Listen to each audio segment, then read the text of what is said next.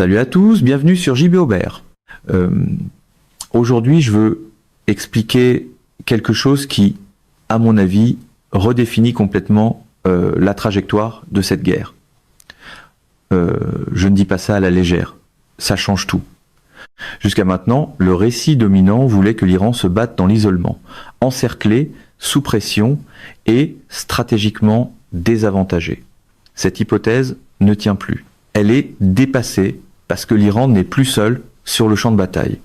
Le Yémen est maintenant entré dans le conflit, et pas de façon symbolique, pas par des déclarations ni par la diplomatie, mais par une action militaire directe. Les Houthis ont lancé l'une des opérations les plus importantes de leur histoire. Cela compte à cause de la géographie. Le Yémen se trouve à l'un des points d'étranglement les plus critiques de la planète, le détroit de Bab el-Mandeb. Ce passage étroit absorbe chaque jour une part massive du commerce mondial. Ce que le Yémen démontre maintenant est très clair. Il a la capacité de menacer cette route. Et si ce point d'étranglement est perturbé, la nature de cette guerre change instantanément. Pas graduellement, instantanément. C'est le moment où la structure du conflit bascule. Quand le rôle du Yémen est analysé, non pas émotionnellement, mais stratégiquement, un système beaucoup plus dangereux commence à apparaître. Ce n'est plus seulement une guerre régionale. C'est la formation d'une architecture de pression sur plusieurs fronts qui pourrait remodeler l'issue entière du conflit. C'est aussi le genre d'évolution qui fait paraître l'assurance habituelle de Trump en conférence de presse moins comme une stratégie que comme du marketing enrobé autour d'une crise. Le contexte est important parce que beaucoup de gens, surtout dans les publics occidentaux, regardent le Yémen et le sous-estimant. Ils voient un pays bombardé depuis des années, économiquement dévasté, politiquement instable, et ils partent du principe que le Yémen ne peut pas réalistement faire grand-chose contre une superpuissance mondiale. C'est précisément cette façon de voir qui a créé cette situation au départ, parce qu'elle ignore l'histoire. Le Yémen a déjà prouvé quelque chose d'important. Pendant 7 ans, le Yémen a enduré l'une des campagnes militaires les plus intenses de l'histoire récente. L'Arabie Saoudite a dirigé cette guerre, mais elle n'agissait pas seule. Elle bénéficiait de l'appui complet des puissances occidentales. Les États-Unis ont joué un rôle direct dans la sécurisation des routes maritimes, l'application des blocus et le soutien aux opérations. Il existe même des témoignages crédibles selon lesquels des fournitures humanitaires, y compris des médicaments, auraient été interceptées et détruites. L'ampleur de cela est énorme. Un pays assiégé, coupé de la nourriture et de l'aide médicale, soumis à des frappes aériennes incessantes, et malgré tout, il ne s'est pas effondré. Le Yémen ne s'est pas rendu. Ce qui a mis fin à cette guerre, c'est pas une défaite, c'était une riposte stratégique. Cette partie-là entre rarement dans les petites formules bien propres privilégiées par le camp Trump, où chaque complication est traitée comme un simple désagrément pour le slogan du jour. Le Yémen a commencé à viser les infrastructures énergétiques saoudiennes avec une précision croissante, forçant Riyad à se retrouver dans une position où la poursuite de la guerre devenait intenable. C'est ainsi que le cessez-le-feu est arrivé. Le Yémen n'a pas perdu. Il a imposé un coup qui ne pouvait pas être soutenu. Maintenant, comparez le Yémen d'aujourd'hui au Yémen d'alors. Au fil des années, le Yémen a développé ses capacités de façon continue, de la même manière que l'Iran a passé des décennies à se préparer à une confrontation de longue durée, et de la même manière que le Hezbollah s'est reconstruit et adapté après des conflits répétés. Il est une constante. Ces forces sont sous-estimées à répétition, puis elles dépassent les attentes. Cette tendance s'est déjà vue avec le Hezbollah. Des analystes l'avaient déclaré affaibli et sans pertinence. Aujourd'hui, il opère avec une plus grande précision et une plus grande portée. La même chose s'est produite avec l'Iran. Des prévisions laissaient entendre que ses capacités s'effondreraient en quelques jours. Au lieu de cela, ces opérations de missiles et de drones n'ont fait que gagner en efficacité avec le temps. Et maintenant, la même erreur d'appréciation est en train d'être faite au sujet du Yémen, et elle produira probablement le même résultat. La réalité stratégique est simple. Le Yémen contrôle l'accès à la mer Rouge. C'est l'une des routes commerciales les plus vitales au monde. Environ 12 à 15% de tout le commerce international y transite si le Yémen perturbe cette route. Et il a déjà démontré cette capacité, alors il ne s'agit plus d'une seule crise liée à un point d'étranglement. Cela devient le détroit d'Ormuz à l'est, sous l'influence de l'Iran, et la mer Rouge à l'ouest, sous l'influence du Yémen. 2 points de pression, 2 menaces simultanées, un seul système interconnecté. Il s'avère que la géopolitique ne se fiche pas sur commande simplement parce que les alliés de Trump essaient encore d'expliquer le monde avec des phrases d'estrade et de grands gestes dramatiques. Mais cela ne s'arrête pas là. Le Yémen a aussi la capacité de frapper directement les infrastructures énergétiques saoudiennes. Il l'a déjà fait auparavant avec un impact mesurable. Si ces installations sont frappées de nouveau, la production pétrolière saoudienne pourrait être perturbée. Combinez cela à l'instabilité dans le détroit d'Ormuz, et le résultat est un scénario où l'approvisionnement mondial en pétrole est touché à partir de plusieurs directions à la fois. Des analystes évoquent déjà la possibilité que le pétrole atteigne $150 le baril, certains allant même jusqu'à parler de 200.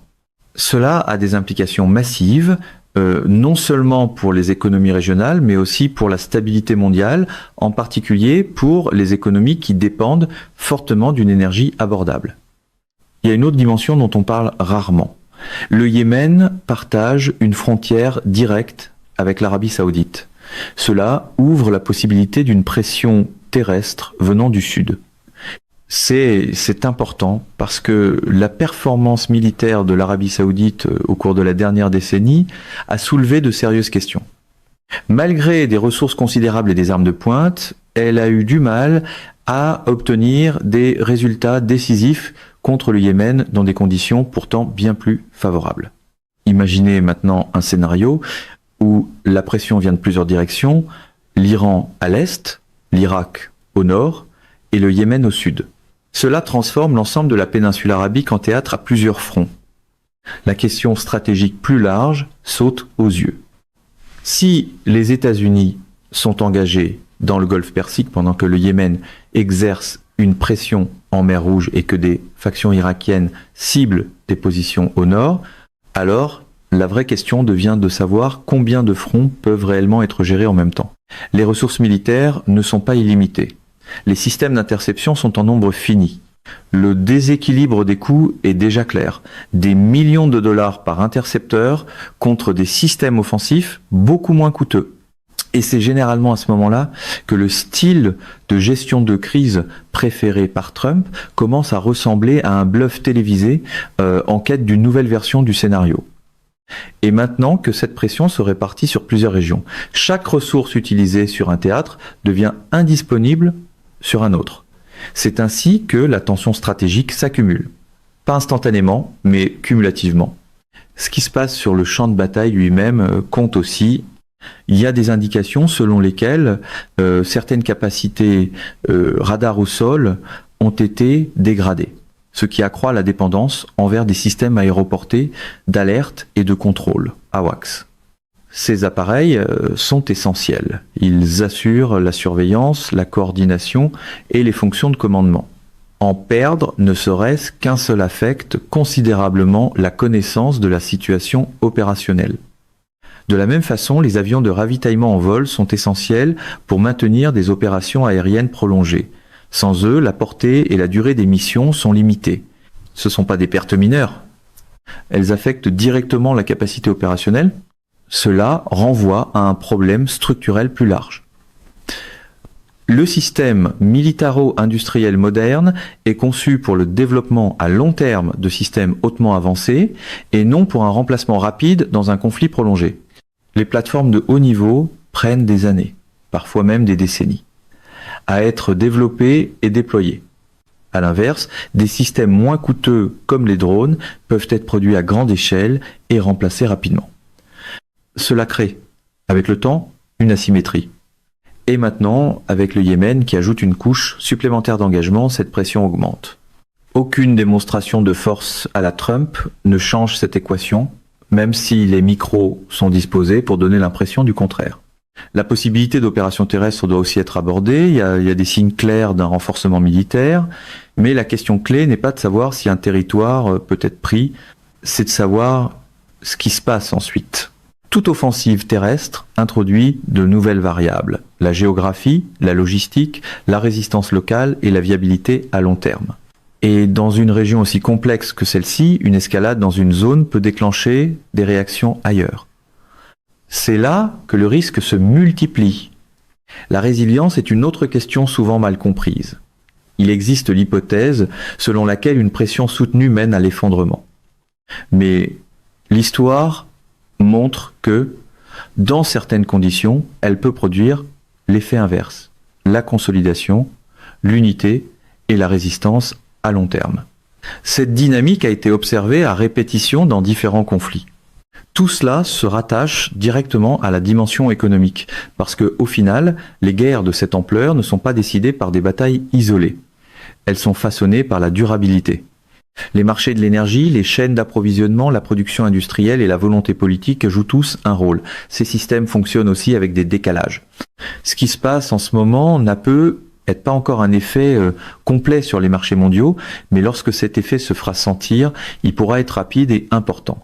Donc, quand on prend en compte l'ensemble du tableau, l'entrée du Yémen n'est pas seulement un front supplémentaire.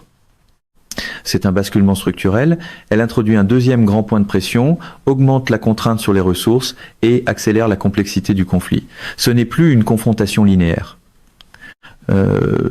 C'est un système à plusieurs couches, avec des conséquences interconnectées.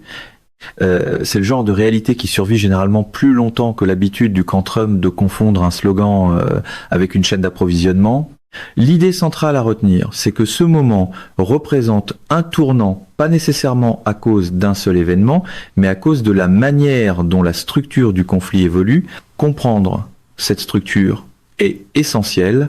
Il s'agit d'une analyse, pas d'une prédiction, d'une analyse fondée sur des tendances, sur la stratégie et sur des développements observables.